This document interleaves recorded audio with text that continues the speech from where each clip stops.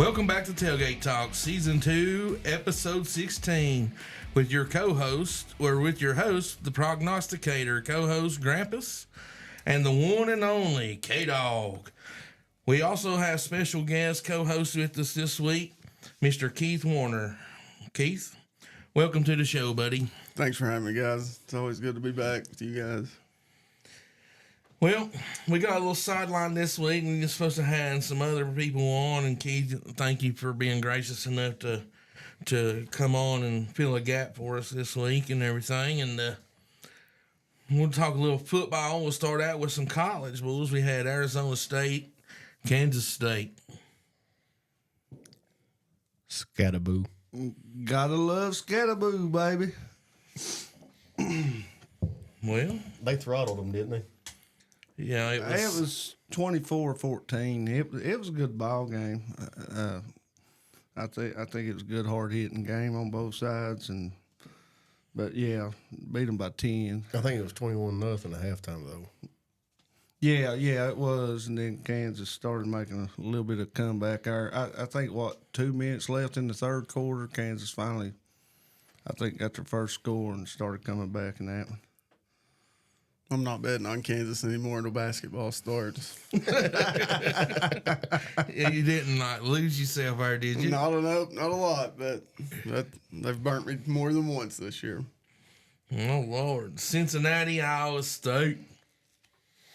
I don't know nothing about this game. Iowa State handled them pretty good there, 34-17. Wasn't much to it. I didn't see that one. Cincinnati just came off of a real tough game, though, where they played pretty good. They 5-5, Aaron. Quit it, man. 5-5. Well, sometimes the record don't always reflect how good a team is or how bad a team is. Well, Utah, Colorado. Come on, Grant. I'm on the Coach Prime bus. We all know that. Travis Hunter's the best player in America. If he don't win the Heisman, it's a crime. And Shedeur Sanders is an NFL quarterback. I mean, some of the throws he's made and stuff. He made some killer throws in this game, didn't he? And they come out and handle business. They control their own destiny. Oh, there's a couple of them slant routes that he just absolutely fired a missile. Yeah, I was watching this, and it looked like Colorado got it done every which way you can do it. Special teams, punt returns, running the ball. But now Hunter, he went up between two defenders and caught one, and yeah, they took his feet out from under him. He come down hard, but them announcers was hollering after that double coverage, and you still go up and bring it down. Everybody was hollering Heisman. Well, he had a pick, a rushing touchdown, that big pass. And I saw something this morning on ESPN. It's happened 3 times in the past, I think, 30 years where a guy's had 40 receptions and 5 interceptions in the same season. Champ Bailey's one. The other 2 are Travis Hunter. He's a generational talent. Just imagine how long is it going to be before we see another player that does that? I think you're going to see it quicker than we think. I think he's kind of set that bar there, but with this day and age of kids and athletes that you can find, but I don't know if they'll be as good as him. So you reckon if they done DNA, that might be Deion's boy? Well, maybe we should.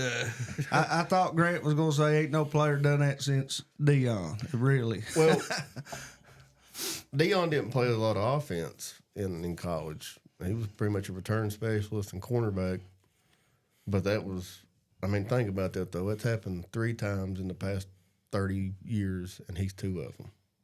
Done it back-to-back. It ain't no accident when you do it back-to-back seasons. Let me ask you this, because it's something to be thinking about, because this is his last year, ain't it? So, he's going to get drafted. Is he going to be the same type of player in the NFL, or are they going to have to pick and choose offense, defense, or what? I think you'll see him as a starting corner, and then he'll be some wide receiver, kind of like more of what we saw it with Dion, but it'll be more, I think, with him. He'll be more on offense, but you will have to limit him. So you think he's still going to get to see both sides of the ball, even in the NFL? Yes. Minimal, I think. I think they got to take care of him. Way more physical game at that level, and I think the money they're going to invest in him. I think they're going to approach him as, oh yeah, we're going to let you play both sides of the ball. But I think you're sitting in that front office, the amount of money you're going to spend on him. I think in the behind closed doors, you're going to say that's we got to protect this. Yeah, that's protected Because we're throwing some money out for this dude. I tell you what, the beautiful thing about it too, though, I just thought about this. If you're going into a game and you're like, well, our backup corner can handle, and our other starting corner can handle them, we can just use him as a nickel corner. But we really will need some help at wide receiver in this game. Having practiced at receiver all week, and then the next game it might flip flop. Well, we don't really need him on offense this week. You might see something like that. A lot of strategy going into it, but I mean, yeah, he's gonna be one of them, Barry Sanders types of guys. Whoever gets him, he's gonna bring money in. He's gonna bring people in. I don't think there's no more loved player than Barry Sanders that brought fans in like he did with Detroit. I just hope he goes to a better team than what Barry played for. Is this now? Wasn't that number 14 on their team? He caught like 2 touchdown passes, and at first when he caught though, it was hilarious because they put him on the shortest wide receiver out there. When he caught it in the end zone, he turned around and looked at that guy, and he put his hand about 2 foot off the ground like, you too short, buddy. You too short. I thought he was going to get a personal foul right there. It's a wonder he hadn't. That dude's huge, too. Yeah. He's huge. Well, Pittsburgh Clemson. Man, was this an ugly game. But the finish was great. If you made it to the finish. I saw the highlights of the finish. I didn't. That's what I figured. If you saw the end, If you're a Clemson fan, the finish was great. probably only Pittsburgh and Clemson fans saw the end of this game. I'd say Pittsburgh's fans was pretty ticked, but Everybody else is probably like me. They already started flipping channels and was like, I'll come back and see what it is. yeah, you thought that quarterback, he just gonna run for a first down just to get a field goal range, and man, he broke it loose, didn't he? Mm-hmm. I don't believe nobody expected him to do that. Not even them backs or nothing. 'Cause they looked like they kind of laid up there for a second, and then he took on off. I think even the DBs kind of like thought he was fixing the slide. Yeah. That's what it looked like to me. Like they just backed off. They hesitated because they thought he was going down, and then that's where you get in trouble. You do go in and hit him. I mean, Yeah. you get a flag on you. That's that iffy situation. How would you have played it, Keith? I didn't think he was going to run it. They say it was a call. They say it was a called quarterback sneak. Everything I've listened to and read, I don't know if I believe that. I don't know if it's an RPO. I don't think they're going to give him that choice there at the end of that game. But it'd have got me too. Not gonna lie, I didn't think he would have taken up the middle. What was it, 30? Or It was- how many yards was it was almost 40 yards. 40 yards. Yeah. He was just trying to get in field goal range, and it looked like he made it to the line. That's when I Yeah. thought he was going to get down. And Yeah. it looked like everybody kind of backed off of him a little bit. But, I mean, what you do, you hit him and get a flag on you. That's that iffy situation. I'd hit him. I hit him. It's better than giving up 6.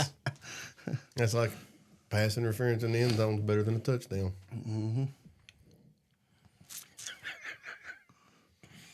We like it. Texas, Arkansas. Texas didn't look that good this week either. No, at 12 o'clock kickoff on the road.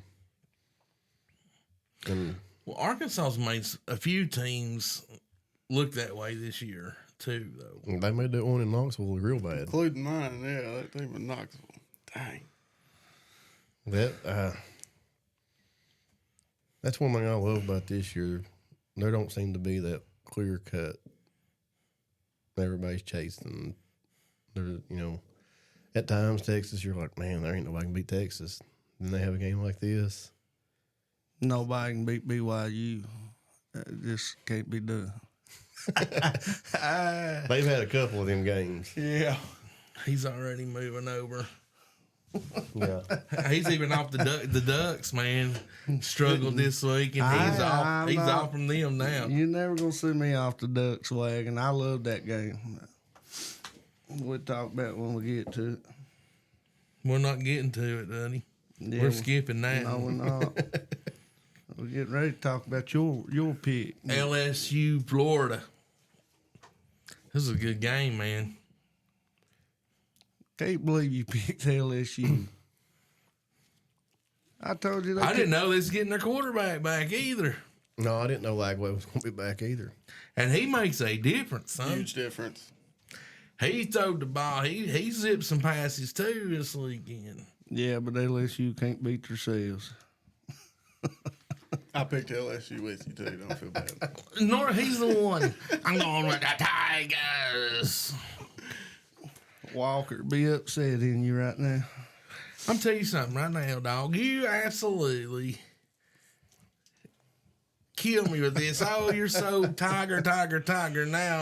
Now you're over here gator chopping. Unreal. You know what? That's not really the Gator chomp. Just Florida fans are so dumb they had to teach them how to clap. Well, they came to Appalachia and taught him to. Oh, gosh. Well, tell what do you think about this one, anybody? I'll say this much. Everybody's calling for Napier's job. But, man, that team ain't quit on him. No. And like I think me and you talked last week or week 4, they you can tell them kids love playing for him, man. Yeah. And they're really buying into what he's got And he's going got, on. He's got what the one thing that is common amongst all the teams that are up there in the playoff talk and stuff. He's got a difference maker at quarterback now. Yes. You got to have it in today's game. Yeah. At that level. You know, and then I think that's going to make a world of difference for him. He still seems like a Opie Taylor to me, all shucks, but he can coach some football. I liked what he said in his, press conference at the end of the game and stuff, talking about that where the kids hadn't gave up and stuff and, and how he appreciated that and everything. So, yeah, I'm with you, man. I think that's what's saving his job. Well, he's got a quarterback, and it's Florida talent's going to come there. Yeah. So, yeah, it's just a matter of time. I before he mean, puts it together. remember back several years ago, I mean, just that state itself recruited itself because, Miami, I mean, you got beautiful women, you got beaches, you got the nightlife. I mean, that was so intriguing to all these kids, man, to come here. Now they get enticed by millions Yes. of dollars. Yeah. Yeah. Diamonds and nice wheels on cars. Lambos. Shoot, yeah. Except at Clemson, they're not getting that there. And that's why they're struggling in the almost competitive conference. Be careful. You'll get dog started here in a minute. Keith has hopped him up on some Dr. Pepper tonight, folks. So, Lordy day. Virginia, Notre Dame. Let's get on into this one. Woo! Them good old Irish, baby. I tell you what, they was on fire, son. They come out within 4 seconds. Didn't even have the ball. They kicking the ball off and scored within 4 seconds and scored so fast it was illegal. They moved the ball back and spotted it back on about the 20-yard line for them. Who cares? Who cares? I mean, they play the one of the 4 seconds, Grant. Well, 4 seconds. What kills me is they're all bashing Indiana over their strength of schedule. But there's no question Notre Dame is a playoff team with no conference, no chance of playing the conference championship. And what is going to be one of the weakest schedules of any playoff team. Yeah, but my God, they killed Virginia, Grant. They killed them. Oh my God! Roadkill, man. You imagine what they do to them Clemson Tigers? Was they playing basketball? Was they playing basketball? Not yet. Exactly. Not yet. I don't know if UVA wants to play basketball this year. So. But that's the only thing UVA is going to have a chance of beating Notre Dame in basketball. I mean, Maybe some baseball. yeah. But no, I didn't. I mean, just to be honest with you, all joking to the side, I didn't know you couldn't return a fumble on kickoff for a touchdown in college. Not in college. That's crazy, ain't it? It don't make no sense to that's me. where you get it, where you recovered at, ain't it? Mm-hmm. It's the same for high school too, ain't it? I think, Pretty sure for high school and college it's that way. if they don't have possession, right? Isn't that correct? I think as long as if they don't have I possession. mean, if they've touched it and established possession, Yeah.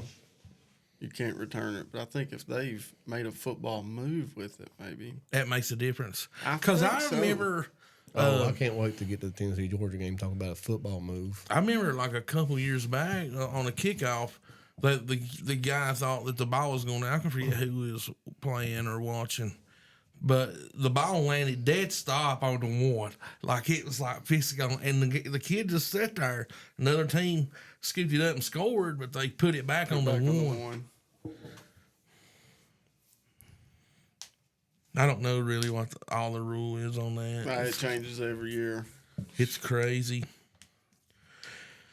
All right, Oregon. You were speaking about that, but I think it happened in one of these high school playoff games. Somebody let the ball roll down, and just luckily it finally crossed the goal line. Yeah, we was watching one. Was that Ridgeview and Tazzle? Somebody kicked off, and it rolled right down. Oh no, it was in the Tazewell Lebanon game. Or Virginia High Lebanon. No, it was in the Tazewell Lebanon game. We were watching it on the thing, remembering it and then it just because the referee talked to the guy just to make sure he knew.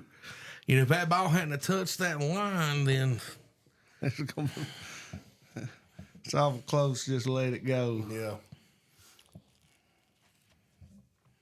You say Oregon? Oregon, Wisconsin. You know, we talked about the Pitt and the Clemson game, how it's just terrible game because it's low scoring and all that, and just they wasn't nobody making no plays nowhere really. But now this for a low scoring game, they was a lot of hard hitting in this game. You know, it wasn't like people wasn't making plays. They just It was physical. as soon as they touched the ball, they was getting nailed, and it was a hard fought game and pretty good low scoring game for to be that physical and stuff and that much action going on. Go Ducks, baby. Woo! I'm not a big Ducks fan, but their running back, what's his name? What's Oregon's running back's name? James. Yeah, he's pretty good size too. Dude, he can take a beating. He can take a load. He got some legs on him, don't he? Well, I mean, it's one of the few college football teams you see a kid getting 25 carries a game or 30 carries a game. Oh yeah. That's Cumberland District football right there. My goodness. I enjoy seeing that, though. Taking the big shot. Yeah, we've talked about that. I don't know if we talked about it on the podcast, but I know we've talked about it off the podcast. It seems like the game is going back, which it's always been. If you want to win in playoffs, in high school, playoffs in the pros, win national championships in college, you got to win the line of scrimmage, and you got to run the football. Yeah. But it seems like it's going back more to that, having that workhorse back. That's going to tote the rock 25, 30 times a game. You're going to run between the tackles. You're going to establish that run. Yeah, you're going to hit the big passes and stuff, but it just seems like it's – and I love it. Oh, I love it. Well, in this next game we're going to talk about, you can see what the difference is when you have the run going versus when it gets shut down. Well, I ain't got my thing pulled up. What's the next one? Tennessee, Georgia. let's talk about what a football move is. If I throw a pass to my tight end across the middle, and he takes the ball from his hands to his side and turns upfield and takes a step, is that not a football move? Yes. Not in Athens, Georgia on Saturday night. Well, there was that one that The shuffle pass. yeah. That wasn't a fumble though. That No, as I much think as they you got- want that to as be a much as fumble, I wanted it to be, it's just like a shovel pass. It As much was. as you want it to be a fumble, it's not because it's a forward the pass. one you were talking about. It was a fumble. And the thing was, that was that kept that drive going. Yeah. Yeah. That was my thing with it. Like, you're keeping a drive I going. mean, that's the one where he actually tucked it into his arm, man. yeah, Yeah. yeah, Yeah. yeah. It was. Yeah, that's I mean, he had already tucked it into his arm and was moving with it. And Yeah, they didn't even, I don't even absolutely. know if they even looked at it. That's what got me. But now the money. Got to get them dogs back in there. It's hard to beat a good dog, son. I'll beat me. You can beat a good dog. Old Miss showed you how to beat a good dog. Oh, Well, I figured you'd have more to say on this. No, I mean, Tennessee didn't play bad. I mean, I just sort of knew going in, I was like, Georgia's going to come in ready to play because they're coming off a loss. Kirby's great at that, getting his team ready after a loss. well, you just imagine how I feel. I picked them. You didn't even pick them. I didn't pick him, but I had on an orange shirt. Actually, I had on a shirt that has Ham from the Sandlot, and it says, "You're killing me, Vols." I need that shirt. But I mean, Tennessee, the defense. What surprised me was they weren't able to get the pressure on Back. Beck, and Beck finally. Played a game that we're Yeah. used to seeing him play. And Yep. you knew he would. You knew he would eventually. Yeah. You knew he would. Yeah, but I was hoping it wasn't going to be this week. Me too. But 12 interceptions the past, was it 3 games? Three games. You know, I mean, I think it was 14 turnovers total. total, Two yeah. fumbles. Counting these fumbles. Okay. Yeah.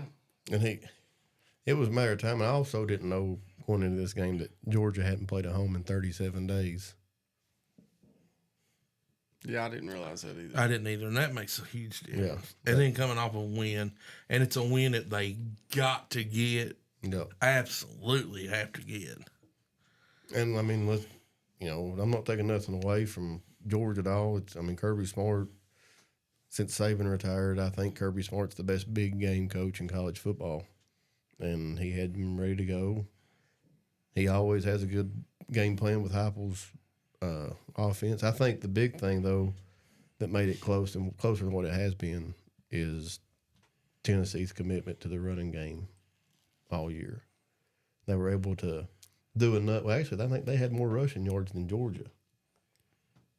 At one point, it might not have ended up like that, but they were able to run I the knew ball. they'd run the ball really well in the first half.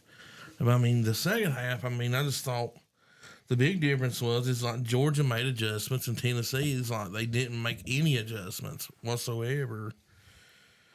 And Yeah, they hit that tight end seam pass about 17 times, I think. If it was to the point it was you're sitting at home going, here comes that seam pass. Bam. There's that seam pass. bam. Yep. But, Tennessee's defensive line, if they can't do any better the second half, they're not a very good defense. The weakness everybody knew going in this year was the back half of that defense. Yep. And they still played well, but it shocked me the way their defensive line could not get any pressure. As bad as Beck's been playing, you had to get pressure on him, make him get some turnovers. Make him uncomfortable. And Take the crowd out of it for a little bit. But, I think last night they said Tennessee only had 2 tackles for loss. Yeah. Good grief, guys. No sacks and only 2 for loss. And they didn't even really hurry him. No. He was a clean pocket all night. And that's one thing that surprised me because all year I've said Tennessee's a second half team. They go in at halftime, they adjust good, they come out and take care of business in the second half, even when teams are close with them at halftime. And it seemed like they was a first half team, and then it come out and did nothing in the second half. It really blowed me out of the water. Yeah, I was tickled to death at halftime. I I just knew. I just knew. Yeah, I See, mean, tied up. That's what I said. Oh, well, all right, we're going to come here in the second Yeah. half. And the bad thing is, you could almost had a 7-point lead Yeah. going into the half right there, and they ended up letting them get down there and score. It's called Or battered. at least a 3-point lead. I mean, what was it, 14-10, 14-17? Yeah. And they got them that field goal. It's called battered Vol syndrome. I've lived with it my whole life. I'm used to it. And you saw what they done. They went in to prevent and let them get right down there. Yeah, I had to do a check, make sure Phil Fulmer wasn't back on the sideline. It was just, Boys, we're up by 7. where's we're the- going to play prevent. Where's Fatty at? Yeah. We're going to run off tackle 3 times and punt, and then play defense, play prevent defense the rest of the game. 7-point lead. But no, It could be worse. You could be a Hokie fan. I got more sense than that. Well, I'm just saying it could be worse. But it was, as a Tennessee fan, the thing that I take away from it was like there's strides being made. Heupel's learning how to coach in the big games, and he's adjusting what he has to what his team's good at. I still don't think that a 2-loss Tennessee team. Yes, the Arkansas loss is bad, but you just took Georgia to the limit at Georgia. How do you keep that team out of the playoff? And they're out right now. Yeah. And they're saying there's no shot at it. And they beat Alabama, who they're saying's in. Yeah. Because they got to get the gold helmet in, for one. Oh, yeah. And somehow some way they're going to try to get Colorado in there. Well, Colorado controls their own destiny. As far Well, as that I goes. get that right now, but if Colorado don't win that championship, then there's a choice to be made on them. Then at that point, I don't think you'll see them go into the top. You don't think if they they don't will? win the Big 12, they're not going to make the top 12 ranking. but ticket wise and sales, they're wanting them. You're already a 2-loss team. You ain't gonna let a 3-loss Colorado in there. I don't think.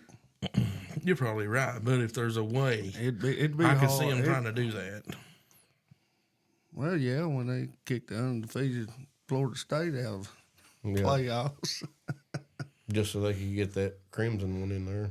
Whether they had their starting quarterback or not, they played a heck of a schedule last year. And I'm not a Florida State fan, but they played a heck of a schedule. They didn't shy away from nobody. They played 2 or 3 SEC teams. And they blew out who they should have blown out. That's not up to ESPN whether or not their backup quarterback's going to be good enough. It's got to go by what you've done that season, not what they're predicting you'll do in the playoffs. Yeah. But you're right. They got to. We might as well go ahead and get used to this. It's an 11-team playoff because Notre Dame has a slot. As long as they don't go 6-5.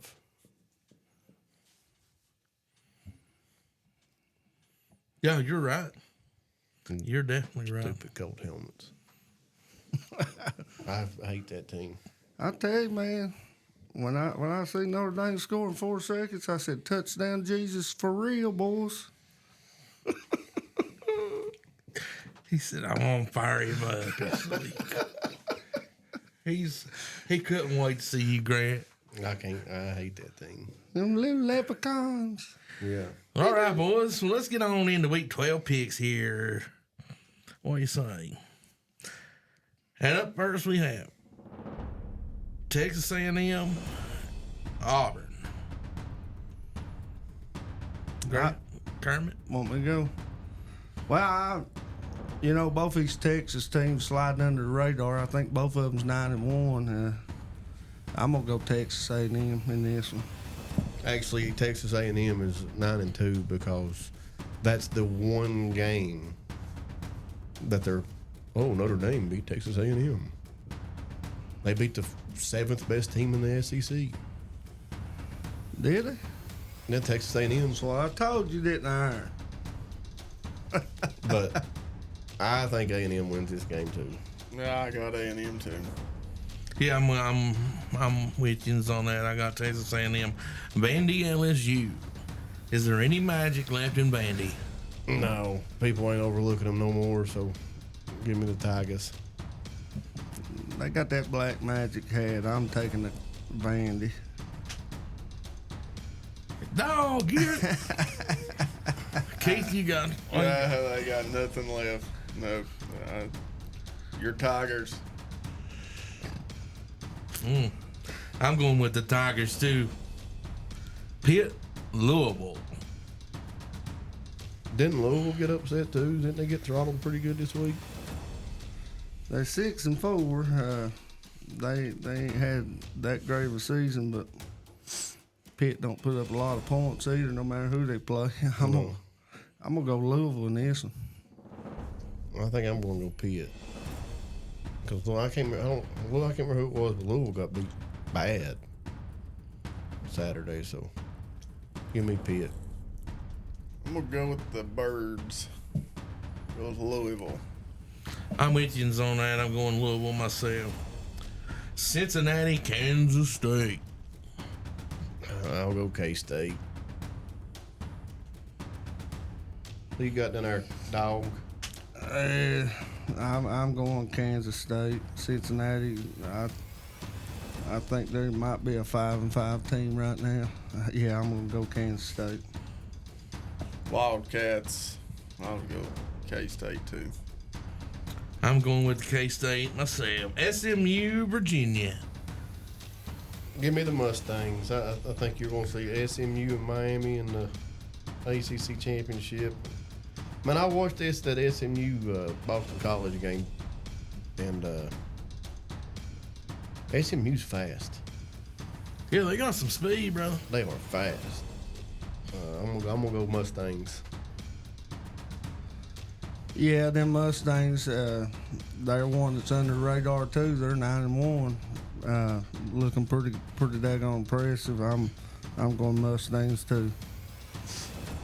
I think the next time I go with UVA will be baseball season. Probably not even then. I'll go with SMU. Yep, give me SMU as well. Wake Forest, Miami. I'm going U. The U. We knowed you was. The U. We're going to you, baby. What? I gotta pick Miami. Man, that hurts. You don't got to. Well, they're gonna win. Yeah, give me Miami. Even though as bad as I hate to say it. Just say it like this, Keith. The U. Yeah. I got Miami in this one as That's my well. Notre Dame. Oh, is it? Yeah. Well, see, I if it wasn't for being a Tennessee fan already, I'd be a Hurricane. True. Back when Warren Sapp and all them was running around down there wreaking havoc. Ole Miss, Florida. Well, give me the Rebels, man. The lane trains are rolling, Kermit. Are you going to be chomping this time? Never hopping on the lane train, baby. Never going to hop on that train. Give me Florida, baby. Go Gators. I was ready to hop on it back in Knoxville a couple of years ago. I'm going with Lane Kiffin. I'm going with Lane Kiffin in this one, too. Colorado, Kansas. Give me Colorado. I think they've got it figured out. I think they're going to get in that Big 12 championship game.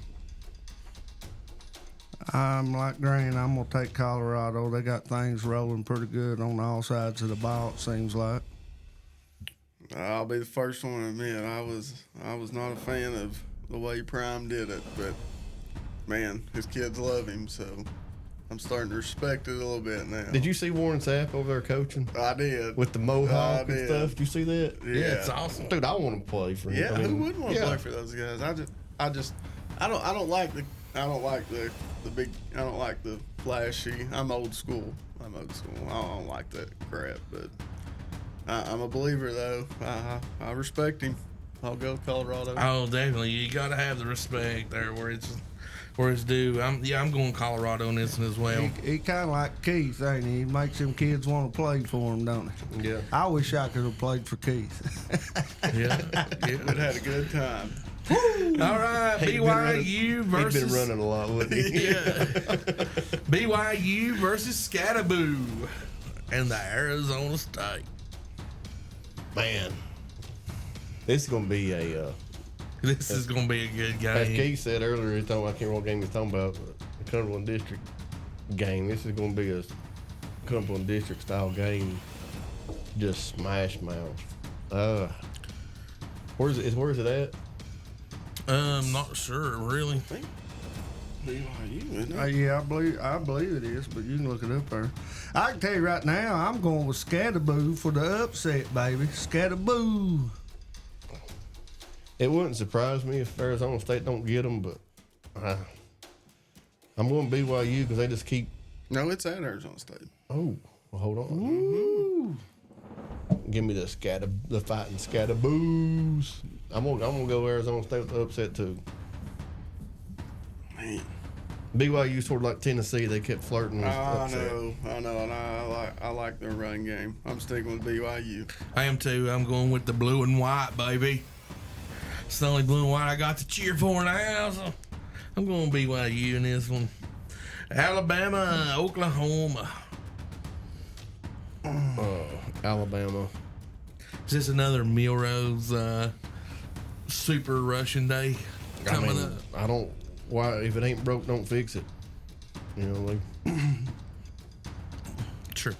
Oklahoma, they've already got 5 losses. I think their defense is the weak point of that team, and I'm about like you. I believe Milroe may have one of them 3-4 touchdown days. As bad as it pains me, Bama. That pains you too? Yeah. Just say it one time. Roll Tide. Not a chance. Not yeah. Lee, dog. The man gave you a Dr. Pepper and you're trying to. Woo! that's why I'm he's gonna give acting him like another that. one in a minute. I'm going with the Roll Tide. Indiana, Ohio State. I'm just going off of what I've looked back on their schedules, and Indiana's put up a lot more points than Ohio State against the same people, and which I know that don't mean nothing, but I'm taking Indiana in this and take Ohio out. I am too. I'm gonna go with Indiana in this one. I like that Signetti man, and I think he's building something there. Just signed an 8-year extension. So give me Indiana to show the world, hey, it's who we are. And I don't like the Buckeyes. And plus, this is a game that Indiana is just like the Michigan game with them.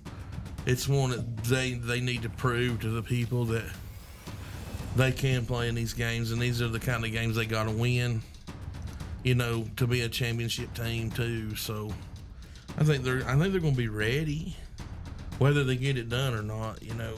I do. I'm going to go Indiana in this one. What's their coach's name? Signetti. Yeah. He said, "Google me, I'll win." Did y'all see that? Yeah. Yeah. He don't want you to Google him after this game.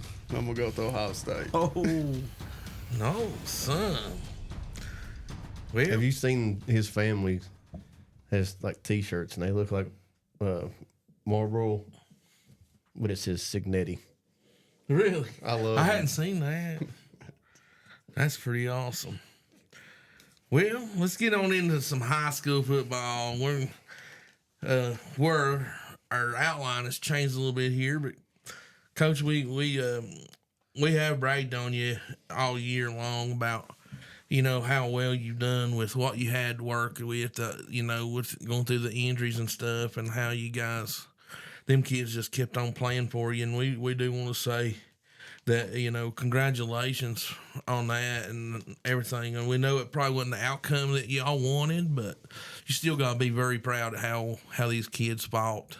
Yeah, man, I to the appreciate year. you guys. Y'all show nothing but love. But what I like about you guys is you call it like you see it. No matter what. So I appreciate that. I appreciate what you guys do for high school football. But my gosh, I've told everybody, newspapers. You guys talked to Jay Mar and them last week. They were with you guys. And I truly mean it. This is probably one of the most proud I've been of a football team in my 15 years. And people think that's coach's talk. They think I'm full of it, but that whatever they want to think, I'm in it. When I told them down in Clinchport last Friday, that this was a group I'll remember, because this day and age, you see it. Last year's state champion, they're folding week 8. 5A state champ last year in Virginia. They folded. Was it 5A, 4A? Yeah, they was 5A, I believe. 5A. They folded, week 8 or week 7. So it's easy, for these kids this day and time to throw in the towel and quit. And we just kept preaching it each week. This isn't their fault. This is something, small school football. It happens. I've never been a part of anything, and I just told them we're not going to use that as an excuse. It's not going to be a crutch. We're not going to feel sorry for ourselves. So every kid we threw in at different positions. We ended up with 9 starters out, but it is what it is. Those kids, my gosh, they came in.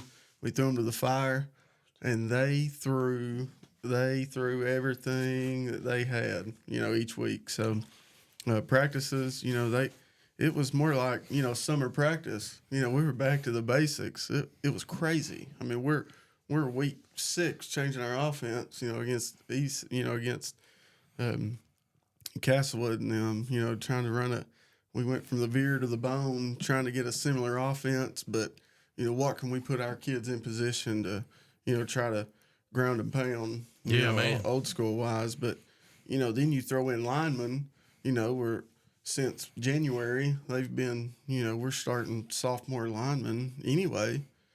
But then you start throwing in a couple freshmen, and they only know the veer. And let's call it what it is, guys. These kids don't watch football today. So, the football they get's when they're with us. So, for them to be able to change offenses, go through 5 different quarterbacks, my gosh. I truly mean it when I say it. I'm proud as heck of them. They could have easily folded, Saturday, Cumberland Gap. I don't know how we win that game, guys. I don't know how we won it. We dressed 17 kids, with injuries. Kids couldn't be here for flooding. That's probably one of the most special wins I've had as a coach. And if you probably talk to a coach that went 4-6, people are probably like, you don't bleep me. They're probably like, what the heck? Yeah. But I truly mean it. So I appreciate you guys. And there's some crazies in the stands that, probably want to fire me, but like me. There's some, but the people that know, they know what we're up against, and they had a lot of respect for our kids. Yeah, man. It's like I've talked about, me and you were texting, preseason, and I was just, we're just kidding around with you, and Shooting the Bulls like, 7-3 coach of the year. And he was like, well, we do that, we're going to have a party, we're going to have a parade all through the whole county of Scott County. And I'm like, season gets going, and I'm like, Twin Springs were to win. Twin Springs were to win. I'm like, dude, They're rolling. They're rolling. He's going to get there. And we had a good shot at it, guys. Yeah. We did. Clay Ross was coming into his own. And it's hard, throw a quarterback in the veer offense, teach him the reads, read at the line of scrimmage, read the read man, and then, you got to go through all those progressions as a first-year quarterback, at a small school. And, people don't give the Cumberland a lot of credit, but, we're not just lining up running plays. Like, we're teaching these kids the game of football. There's more than just going up there and snapping the football and handing it off.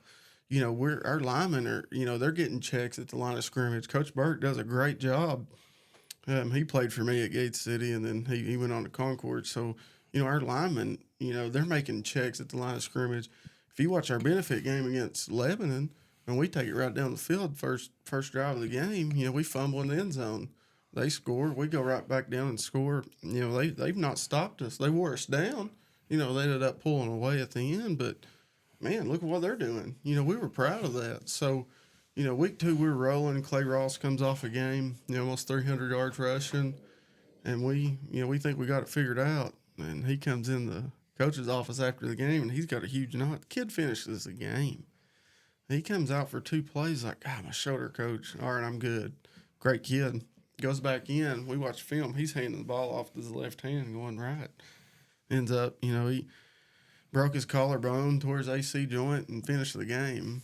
So he played a whole quarter with a broken collarbone and a torn AC joint, had surgery the next week, and then, you know, it proceeded to snowball from there. We lost our quarterback, and then Pasquale, I told you guys pound for pound, he's the toughest kid in Southwest Virginia. But, you know, we lost our quarterback, both starting running backs, you know, both their linebackers, our outside backer, and our only senior lineman, which was our Caden Hall. You know, he tore his ACL, so he had surgery. So those guys that had those injuries, you know, we lost 6, you know, in that week and a half. So it was, you know, like season-ending injuries. And ain't like, yeah, they're going to be back in 3-4 weeks. And then you turn around, then you got to go to Union, you know, without 6 starters. Like, holy smokes, you know. So, but, you know, it is what it is. We didn't make excuses. You know, we didn't pack it up. We didn't pack up shop. Somehow, you know, those kids, they get it out 2 more wins, which is a testament of our program and our kids. Yeah, man, we're super proud of them and everything. We want them to know that. Well, I know me and Aaron, we come up here and watch y'all in the preseason game against Harlan. Didn't know much about Harlan, and but I'm like you, watch y'all again against Lebanon up there, and know what Lebanon is now. That was a really impressive performance y'all put on up there with Lebanon in that game, and that's why I was telling Aaron. I was like, man, Thomas Walker's moving this ball right down the field, buddy, and then y'all went down. You know, like you're saying, you got 6 guys out. You go down to Union. I thought y'all played a great first half down there at Union. Ended up with a safety and getting the ball right back, and I was like, these boys come to play tonight, you know, and I think that's really impressive, and that's why I wanted to play on your team. You know, you put a lineman at quarterback, maybe I'd had a chance to quarterback.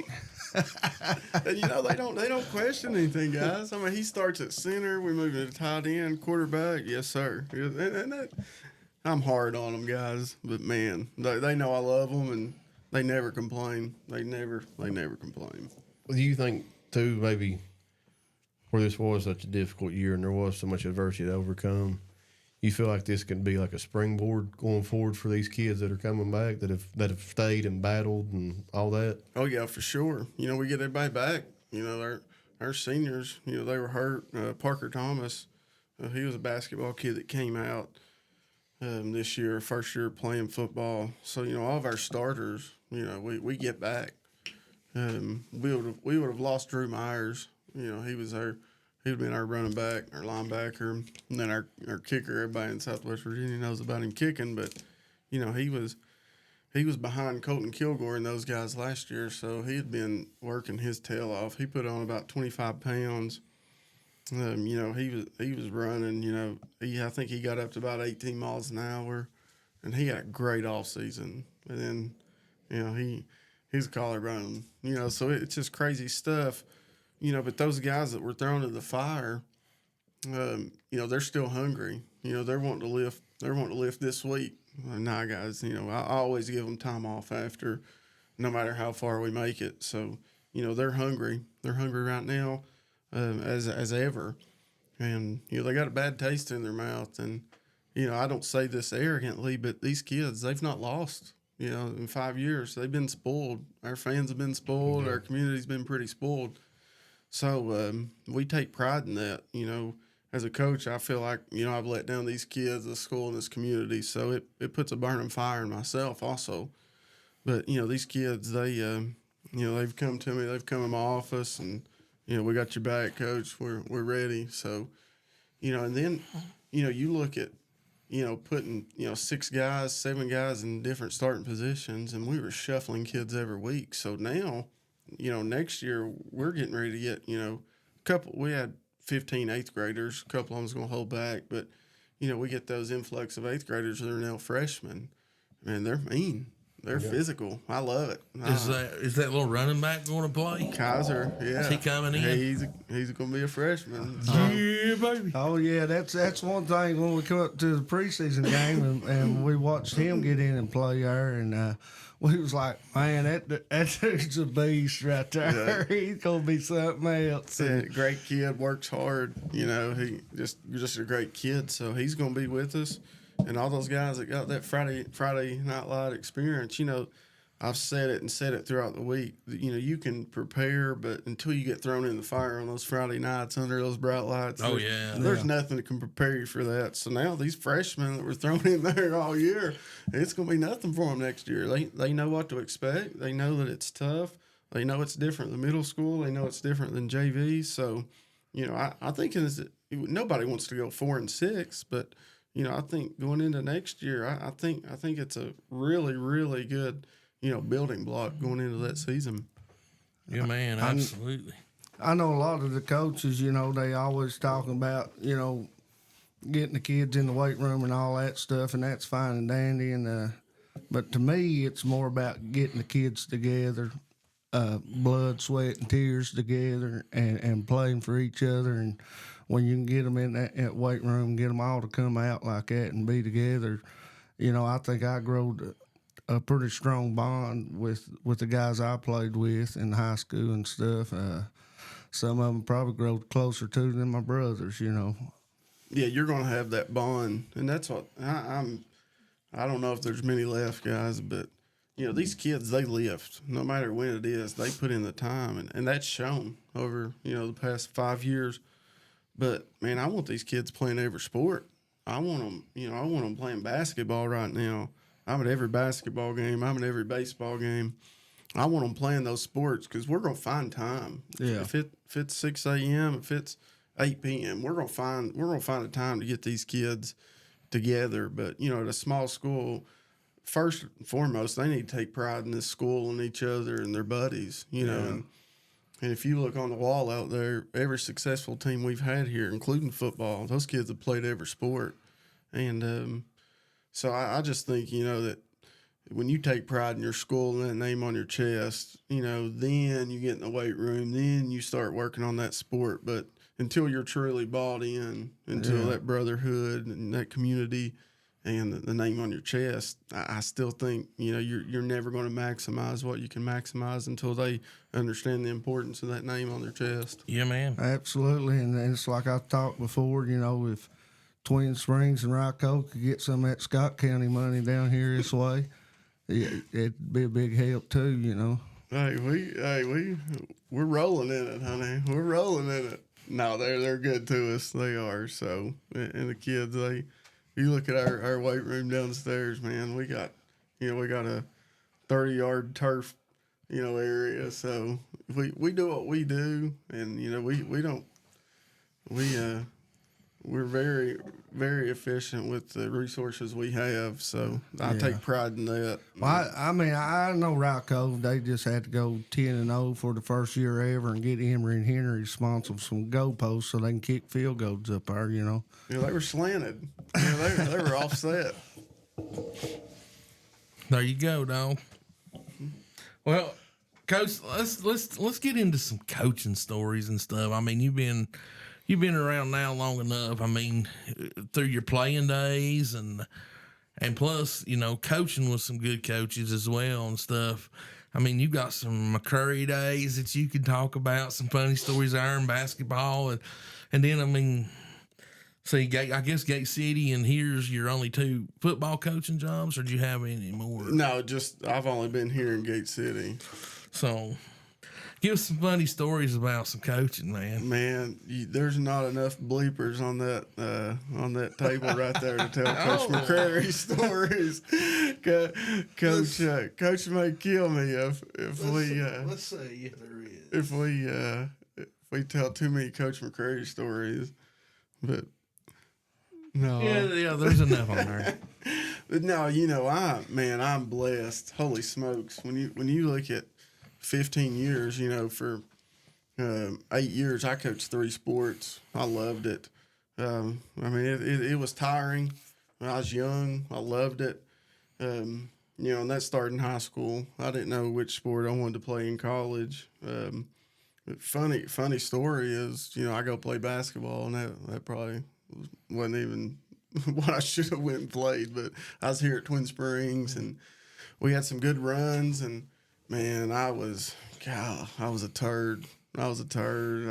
I was awful. I don't even know why some of these coaches like me now. Coach Dammer at Eastside, he cracks up all the time because he's one of my biggest fans. And Coach Vermillion coached me here. Me and Coach Tyler Webb and Mark Dockery.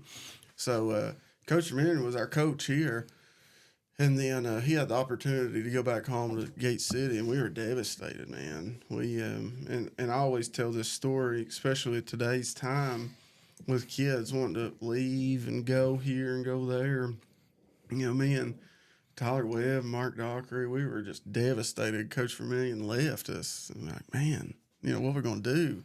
We don't have a coach. So, we go home. And, of course, I had a lot of people take care of me when I was younger. I'd stay with Coach Webb's house, Mark Dockery's house. So those families really took care of me when I didn't have a lot. So for me to give back to these kids in that way, that's special too. But that's another story. But I would be with these guys, and we're like, man, let's go with Coach Vermillion. Like we ain't playing for nobody else but Coach V. So we go to Coach V, and we're like, man, we're going with you. You're leaving, we're leaving with you. We're coming to Gate City. So he set us down. He was like, guys, you got a community that loves you. You got a community that supports you. And this is where you need to be. Like you're staying. You ain't coming. Now how easy would it have been for him to say, "Come on, man, let's go, let's roll." You know. So looking back on that, I didn't appreciate it enough at that time. But for him to tell us this is where we need to be, this is where we need to stay. And, we're emotional 15-year-old kids. Where we're going to leave? Probably not. But, at the time, man, if our coach is leaving, we're leaving. But, fast forward, 2 years, we play them in the region championship, beat them in the region championship, my sophomore year, and then my junior year, we beat them in the region championship. And then my senior year, we play them in the region semifinals and beat them in triple overtime. So he always gave me a hard time, after those games. He'd be like, he was totally joking. He's like, I should have let you came with me. So, so it all comes full circle. So, when I graduated college after playing basketball, I thought that's what I was going to coach and teach. But football was always my love. And, I came back here and I was teaching. And actually I was splitting Twin Springs and Rye Cove, and that was when Rye Cove liked me. So I was down there teaching. No, but those guys were great to me, and we joke about it. But man, I do love those people down there. Some of my best friends are down there. Landon's dad, Steve. Shy, Michael Paul, those guys. My brother-in-law, Zach Berry. One of the greatest football players ever played on there. So I do want to make that clear. I do love those guys, and those kids I got now, man, they're awesome, great kids, and I'm pulling for them. But I was splitting. I got to teach. I was teaching half a year here at Twin Springs, half year at Rye Cove, teaching personal finance, and then man, they got on Coach McCrary's hind end. The parents, they're just crazy. They were wanting to sign a petition to get rid of him. The dude's just been to state championship, 4 Final Fours, the state tournament 5 years. He has one bad year, and they want to get rid of him. Oh, we want Coach to be, we want Keith to be the coach. Look what he's doing with our JV team. No, I was just crazy. I was a lunatic. I was 22 years old. I was crazy. So, they were actually in this office after a game, and Coach McCrary had left.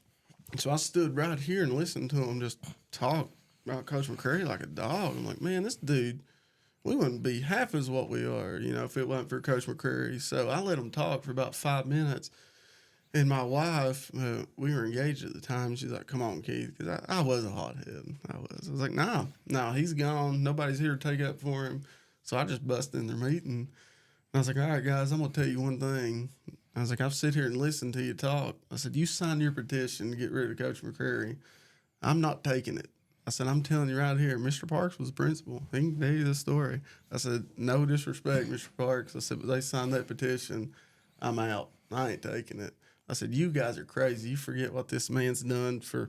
He's put kids with baseball scholarships. You know, I mean, he took me to every college visit I was on. So, you know, it worked out. They kind of calmed down. You know, so they ended up moving me teaching at Gate City that next year, and you know, I was down there. I was teaching down there and coaching 3 sports here. And then I wasn't coaching, you know, football. This was going to be my last year up here. And then Coach Housewright, he called me in his office one day over at the field house. And he was like, "Man, you want to come here and help me?" And I played for Coach Housewright here. Him and Jeremy, they coached me here. So, you know, it always comes full circle. So I was like, "Heck yeah, I'll do it." So I went down there. And so for 1 year, I coached football at Gate City and basketball and baseball at Twin Springs. And it was just divided because I wanted to be all in. I expect my kids to be all in. Like, I want to be all in. I was like, so I'm teaching down here. They're not going to move me. And then that's when Coach Vermillion comes to me, and Coach Music was retiring. He said, "You want to be my head assistant?" I was like, "Heck yeah, man. It sounds good." And then Coach Fields, I coached baseball with him. So it just, you know, the stars aligned.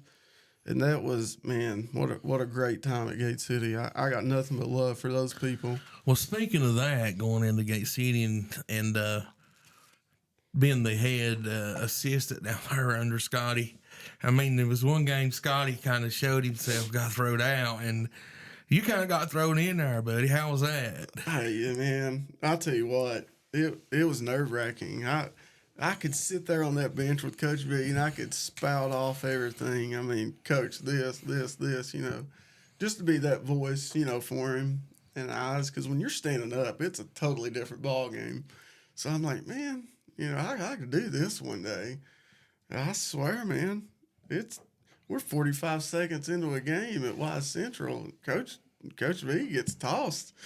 So they look at me and I'm like, what the heck just happened? I mean, seriously, 45 seconds into the ball game. So Coach Fugit, man, he's like a dad to me. He that's one of my guys. So he's like, "You better get him. You better huddle him up. You better huddle him up and tell him, you know." So it's Mac, Zach, Brad, all that group. And I'm like, "Guys, huddle up, come here." I was like, "Seriously, keep your composure, keep your head. We're gonna be just fine." Mac, he taps me on the shoulder. He's like, "Hey, Coach, you're good, man. We got this." I was like, "All right, man, I'm going to go over here and sit down. You just do what you do, man."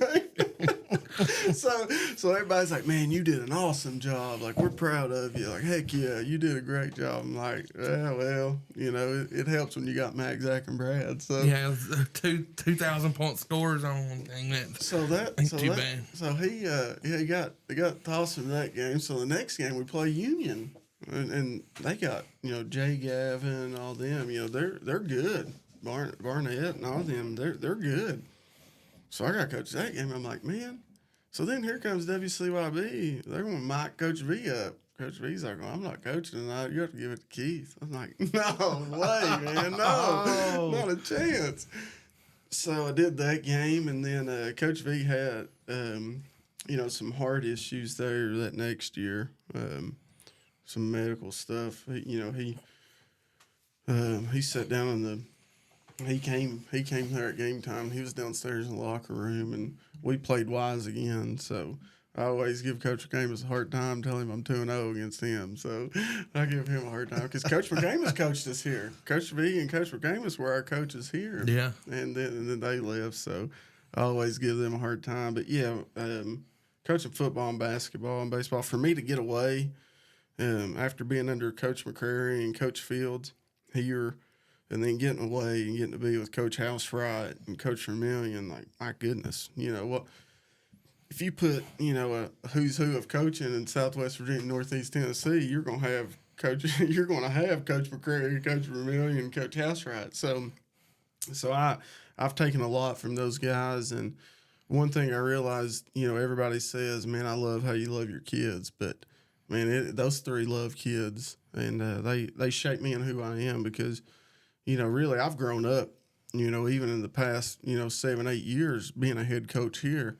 But, man, I was young and wild and didn't really understand the aspects of how you need to carry yourself, how you need to be, how to handle parents, how to be involved in the community.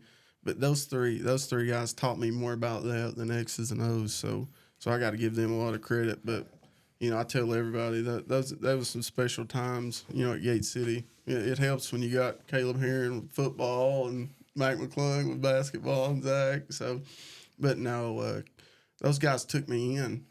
And Gate City, they're a tight knit community, and they don't take a lot of people in, but they took me in, and that's a special place, So and then I got a phone call one day wanting to know if I wanted to come back here and take the football job, and I was like, man, So I called a couple of people I was close to, and I was like, man, these kids need something too, I've been spoiled down here at Gate City, so, is it time to get back to my hometown? Is it time to get back to these kids? So, me and my wife, we prayed about it. We were struggling to have a kid there, with the infertility stuff, so it was just exhausting. And so I remember she told me, she was like, these kids need somebody as well. So I called them, and Coach Mullins, he said, I don't have a lot to offer you. The only thing, he's like, you got 3 seniors coming back. He said, you're going to have 15 kids on your roster coming back. I was like, man. So I took it, and I brought Joel Davis with me, and I just tried to get a bunch of Twin Springs, alumni guys, Matt Bays and those guys.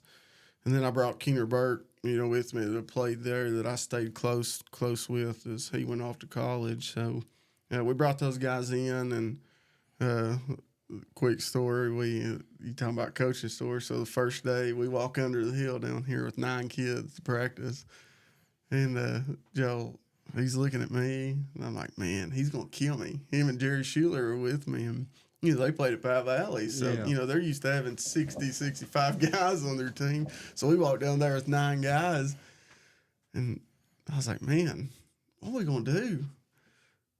Joel said, I don't know, Coach. He said, I'm behind you, but we got to find 2 more players. So it's come full circle, man. I've enjoyed it. I've put a lot of stress on myself. I've probably aged a lot. I've probably gotten a lot grumpier, but I try to make the most out of it and just let these kids and these parents and this community know that, I love them.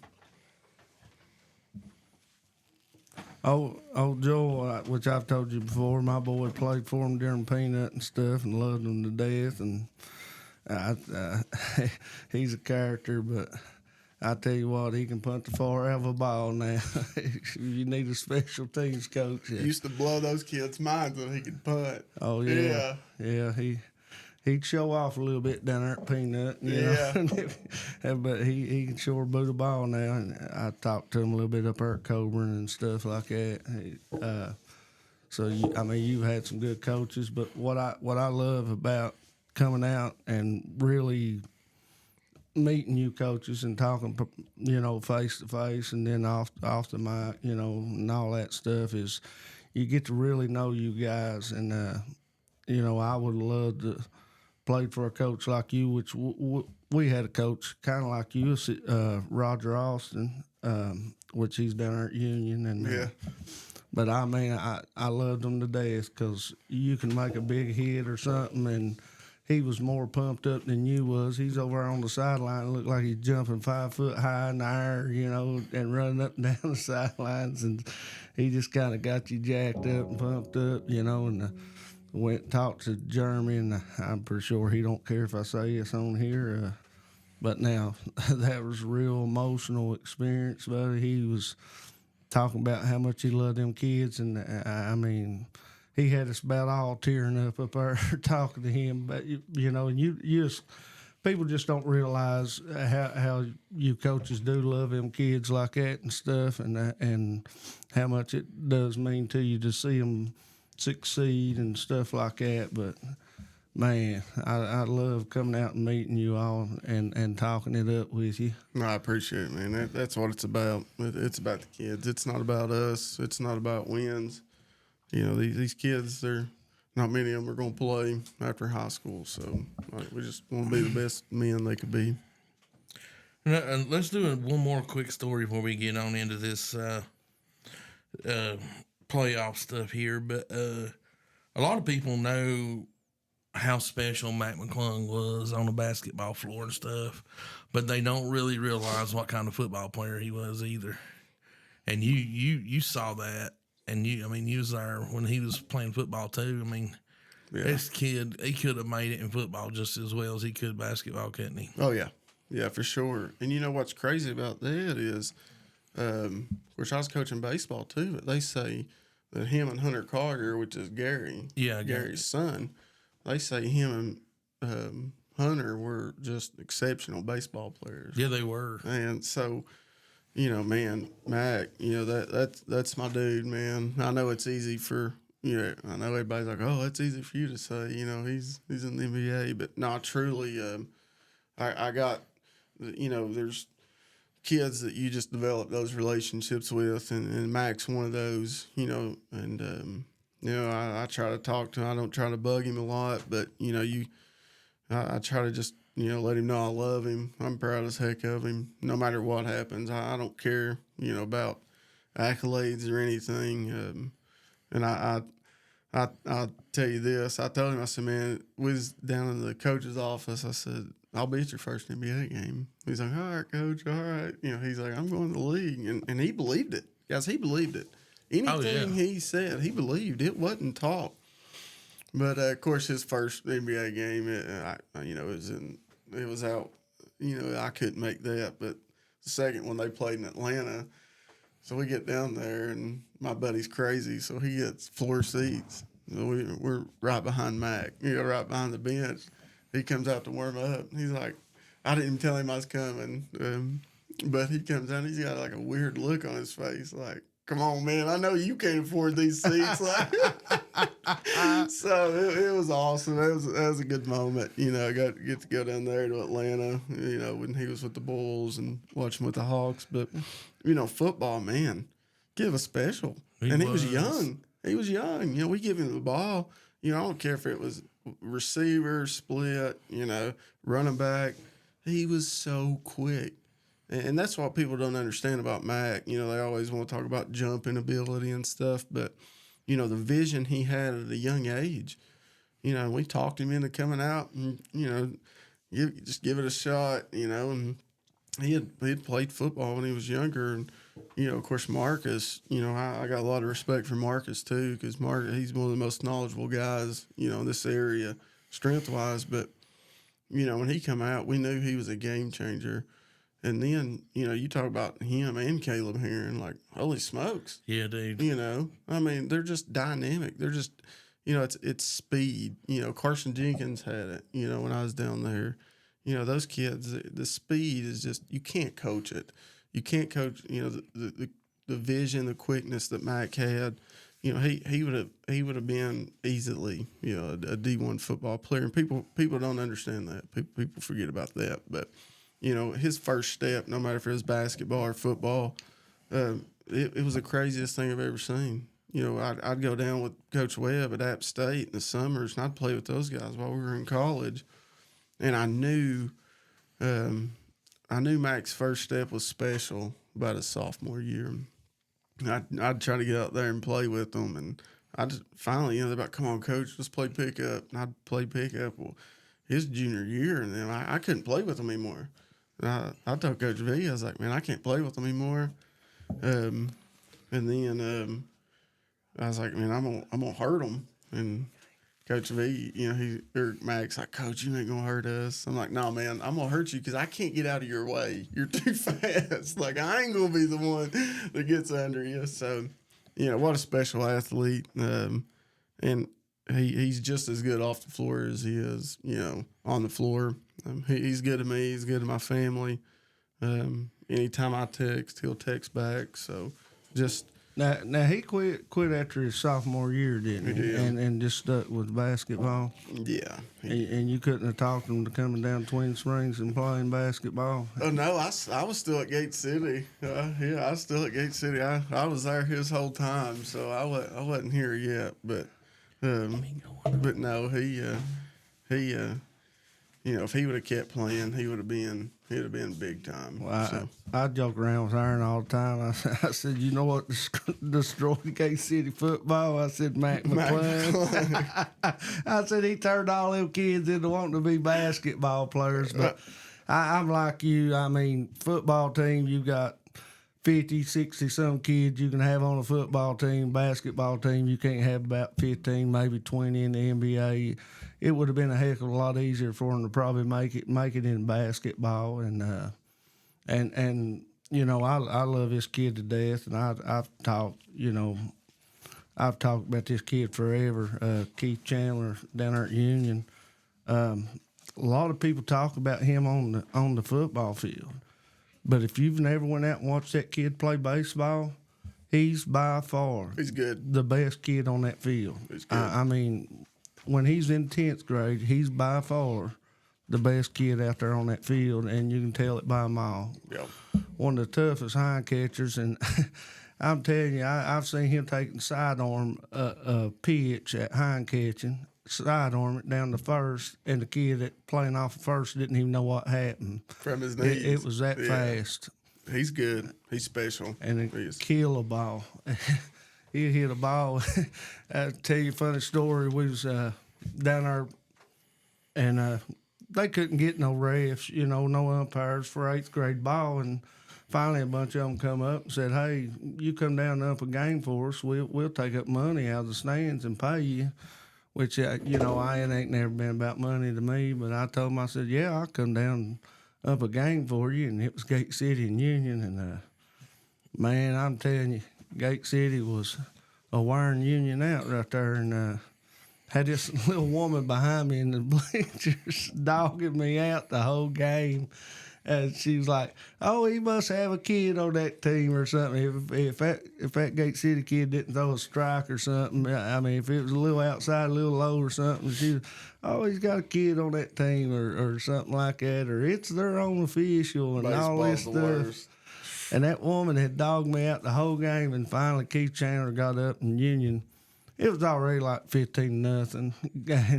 Keith Chandler got up and he hit one out of the ballpark with 2 kids on base, and that was the only 3 runs that Union had scored. But that ball went so far out of the park you couldn't even see where it come down at, and she hollered back and said something else to me, and I said, "Honey," I said, "Y'all already up?" I said, she said, "I ain't made a call for them all day." I said, "Honey," I said, "y'all up 15-0 there." I said, "But I ain't made a call for you all day long." And so old Granny was getting me down the road, but Their fans are crazy, man. but I love it though. But that Keith, he may love football, but I'm telling you, he's something else on the baseball He is. field. Well, let's get on into this Region 1D round 2 everything. I got Grant's picks. He's had to step out on us there, so I've got his picks, so I know who he's going with. We'll just go ahead and pick these things right here real quick and everything. And Did we discuss the losses, or you just gonna bypass that? yeah, we're gonna go on past that for tonight. Right. We'll have up first. We got let's see, real 1D Region 1D. East side Patrick Henry. Yep, East Side Patrick Henry.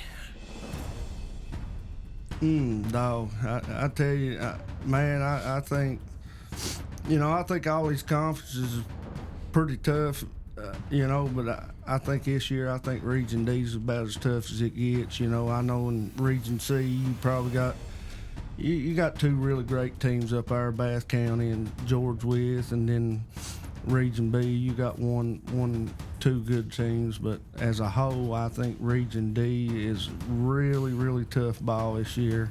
I think any one of these games is a coin toss. It's who shows up to play, which way the ball bounces could change the game.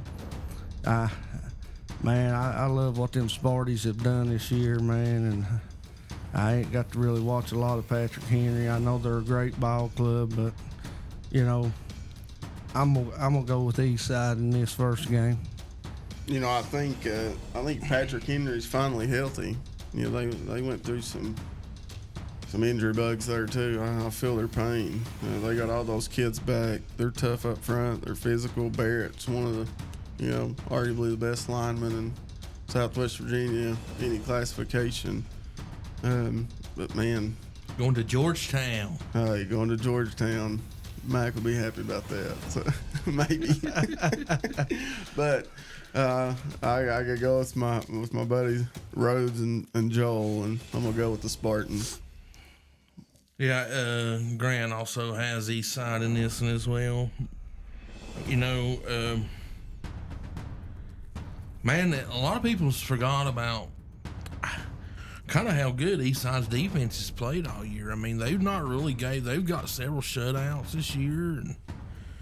And I think that's one thing we spoke about earlier, you know, a couple of weeks ago, is how nobody's really mentioned nothing about Eastside's defense because they're so explosive on the offense with Hamilton and all of them.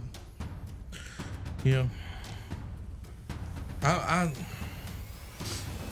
just think right now Patrick Henry's rolling with a head full of steam and, you know, getting all these people back right at the right time, I think, is really, really helping them. And I'm going with the Patrick Henry Rebels in this one. Up next, Ryco Grundy. Yeah, like we said, I wouldn't be surprised if I don't miss all four of these this week. You know, they're really great ball games, man. And this is the two teams I really want to see go at it. I mean, they run similar style offenses. We've anticipated this one for several weeks now. Yeah. It just so happens that it falls where it falls. I mean, In the semifinals. honestly, we thought that this could be a Region D championship game, but Yeah, and no matter what, you know, I think Eastside got the better bunch out of this, a better pick at falling in the number 3 seed. But even though I thought they was better than hosting, but man, the only thing I can see from these two teams is Ryco, they run counters, and Grundy runs straight. Wherever their first step is, that's where they're going, and hopefully Ryco can get them with some of them counter plays, and I'm going to go Ryco War Eagles in this one. You know, Grundy, it's Tester, right? Yeah, he's good, guys. Fast quarterback. He's good. But man, I think across the board, I think Ryco's solid. I think they got all the tools to make a run at this postseason thing, and I mean, Grundy's good. I'm not taking anything away from him, but I just think Ryco's got more pieces and more places. So I'll take Ryco. yeah, I think in this one here, Grant's going to go with the Grundy in this one, and I'll be honest with you, man. Grundy's a team that is way better than what their record shows. I mean, they probably have played the most brutal 1A schedule of any of these teams. Sure. And man, These last couple games, they look unstoppable, really, on offense. man, I just don't know. I mean, I'm like Keith, man. Ryco is solid, man. They truly are. They truly are. But I don't know. And War Eagles for real, baby. I've struggled with this one. I've thought about it. I really don't know which way I do want to go with this one, but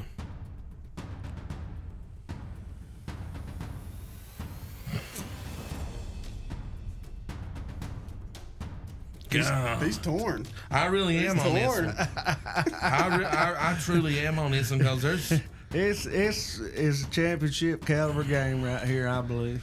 a lot of what I've seen and everything, and I mean, I love Rock Cove. You know, I really do, and them people down there is really good to us too, and everything. But I mean, just from what I've seen with Grundy and then Rock Cove, I mean, yeah, they're 10-0, and they've played some good teams. Don't get me wrong, but they just ain't been battle tested the way Grundy has, and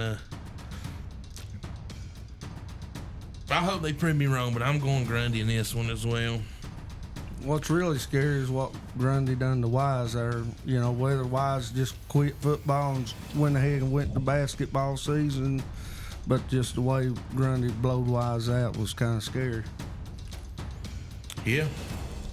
I mean, well, you know, look, man, they had Tassel. They had them beat. You know, and I mean, that's Tassel's a team that is sitting here that I could have very well been in this. And played their best ball at the end of the year. Tassel always does. They played their best ball at the end of the year there. Yeah, I hated it. I really, I mean, prove me wrong, Rocco. I mean, I'm rooting for you, but I really just feel like Grundy's probably going to have the upper hand in this one here. Region 2D, round number 2, we have Ridgeview coming down to the Union Bears. Well, myself, I think Ridgeview's looking for some revenge. I think they've had a couple tough games. I think they know what to expect now. Union they couldn't throw the ball last week. I mean, Gate City, I don't think Union completed one pass that game, and I think if they team tackle a little bit better on Keith Chandler, as good as Keith is, does he have, 2 interception night and break 150 tackles? It's going to be hard to duplicate what he done up there at Ridgeview, no matter how good Keith is. And I believe Ridgeview playing better on both sides of the ball right now. I'm gonna go Ridgeview in this one. It's at the park, right? Yes. Yeah. Man, tough place to play. That place has some magic to it. I don't know if it matters if they do try to team gang tackle better. I just think Keith's the X factor here. I really like watching that kid play. Man, Ridgeview's they got a chance to blow a game wide open though. That's scary for their offense. But I'm gonna take that Bullet Park Magic and the Bears. Now they did take 2 plays and put up 2 scores against Tassel in 2 plays. So that is pretty scary. Yeah. Yeah, man, they're scary good in that how fast they can score and everything. But Can you win at the park though, guys? that's the thing, dude. I'm with you there, and I mean it's just so gosh darn hard. I mean, I think if this was at Ridgeview, it's a hands down. I'm going Ridgeview. Considering that Bunch may be still out, we don't know if he'll be back or not. And then I'm not certain that Keith's even 100% right now. And if you're gonna run them, you're gonna have to run them all 4 downs. I mean, you can't run them and get 3rd and short and then lose 8-9 yards on 3rd down, doing something different. I'm still going to ride with the Wolfpack in this one. I'm going Ridgeview. And Grant has Union in this one. Graham, Virginia High. All right, it's time for you to show up, Virginia High. I mean, you've played good the last couple of weeks. You've played really exciting ball. You've played together. You've done everything right the last 3-4 weeks here, Virginia High, and I really think that Graham's offense not really been explosive this year. We know they got probably the best defensive line in the state, but their offense has been pretty stale this year without that big running back. And they don't throw the ball really well. They just kind of sling it up downfield. And now Virginia High's got 3 of their big boys back. They got Slagle back, and they got that big, Elijah, that big running back, and got Keyshawn back. Virginia High's got a lot of weapons on that team. Got a lot of talent. I'm gonna go with another upset. I'm gonna go for Virginia High over Graham. Guys, I think Coach Patterson, I wouldn't say underrated coach, but man, what that guy does, I give respect where respect's due as a football coach, and that guy does it the right way. He was at Holston when I first came here, did a tremendous job there as well. And he does it the right way. I just think until somebody knocks him off, I got to ride with Graham, though. I think that standard's set, and I think they're made for this type of game. Yeah, Grant, he's big on the Patterson train too, man. He absolutely loves Coach Patterson, and I'm right there with him. I mean, just watching him, we went up and watched the first Lebanon Virginia High game, and I mean, just watching him on the sideline, you can just, the way he coaches and everything, he makes you just want to play for him and stuff. I mean, and everything. And Grant, he's got Virginia High in this one as well. You know,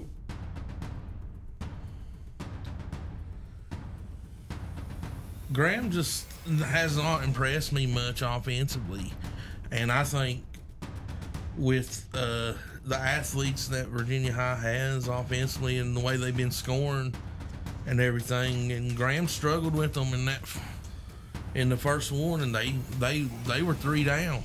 Yeah. And now with these players, I think they could be the difference maker. And you go back and look at Lebanon, you know, when Graham played Lebanon, you know, they put up 3-4 scores, but, you know, 2 of them scores was off an interception and a special teams kick return.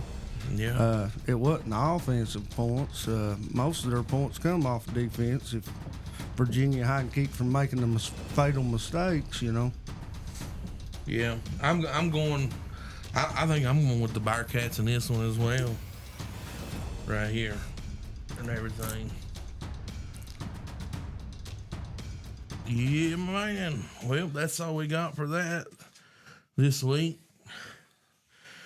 Keith, buddy, we sure do appreciate you for taking time to let us come up and sit down with you and talk about some old times and some good times and some present times, past times, whatever. That's right.